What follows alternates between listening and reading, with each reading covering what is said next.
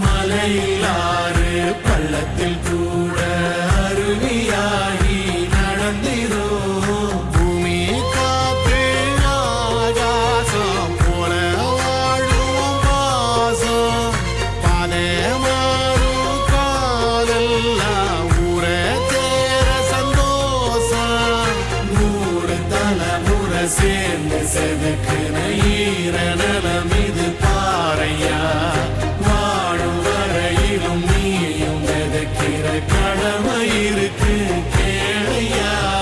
கோழி விளக்காயேந்தி கிடந்த வீடு இருண்டது ஏனையா. மாட விளக்காரியும் வரத்தா வீடு ஏங்கி இருக்குதையா. எத்தனை சாமி வந்ததையா, இது எந்தெந்த சாமி தந்ததையா.